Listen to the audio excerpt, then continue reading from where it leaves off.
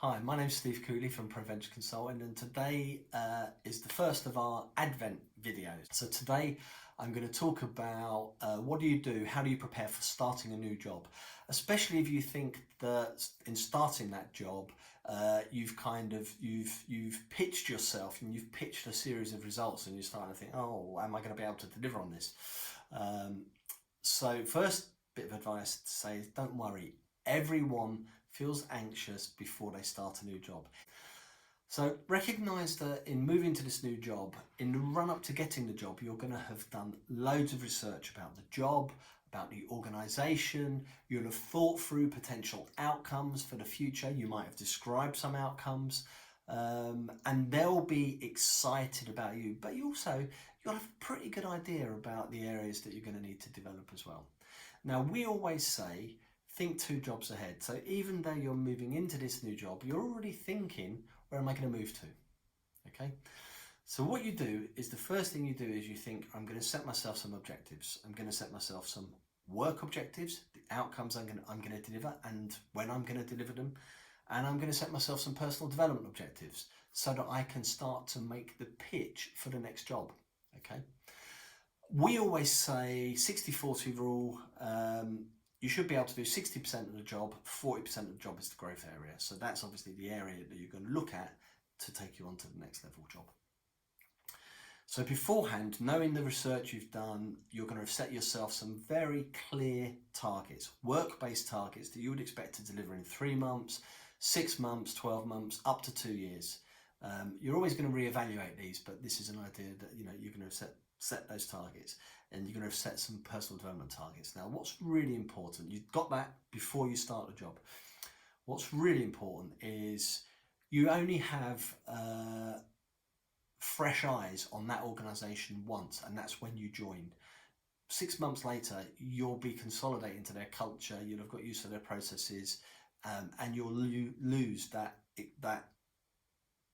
ability to look objectively at the organisation. So what we say is for the first 4 to 6 weeks, what you need to be doing is, as you're going through each day, each week, looking at things, looking at processes, looking at people, going to meetings, trying to understand what's happening, make notes. Make notes of what are the things that surprise you, what's good, what are the areas where you think, I'm not quite sure if that's right. Make notes so that at 4 to 6 weeks in, you get out your initial targets and you look at your notes on your kind of first impressions. And you think, right, are those first objectives, those career-based targets and personal objectives, are they right? Do I need to tweak and change them, given my first impressions and what I've now learned about the organisation? And you bring them together and you just tweak, you reevaluate your personal targets and you reevaluate the work-based targets. And then what you do is you put them in a drawer. You don't share them with anyone. You don't share them with your boss. These are your objectives. They will inform how you complete your appraisals, whether your appraisals quarterly, 6 monthly, annually. Put them in a drawer, get them out 6 weeks later, reevaluate them. How are you doing against them? Again, tweak them. Have you got any evidence? What have you achieved on them? How are you doing on development? How are you doing on the core? How are you doing on the targets? Put them away again, and every 3 months you're going to have a look at them. So you look at them at 6 months, 9 months, 12 months. 12 months you reevaluate personal objectives, the objectives you've got. They'll help inform your annual appraisal, and you'll do them again 15 months, 18 months, somewhere between 12 and 18 months. You'll have stopped thinking about learning the job you're in, and you'll be starting to think about moving to the next job, maybe at 2 years. At that point, again, you change the objectives that you're setting for yourself, so that from 18 months to 2 years, it's all about personal growth and personal development and gaining evidence, developing skills to move on to the next level or the next job.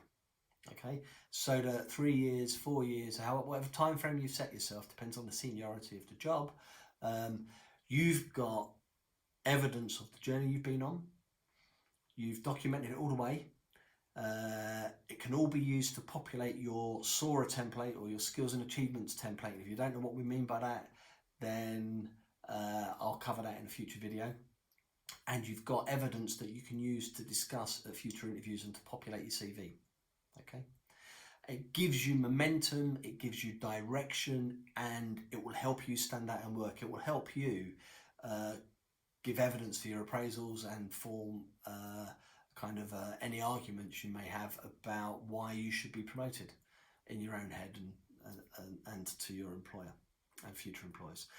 So that's how you start the job and use it to inform, feed and help you to develop the direction of your career. Okay, I hope that's helpful. Any questions, please come back to us.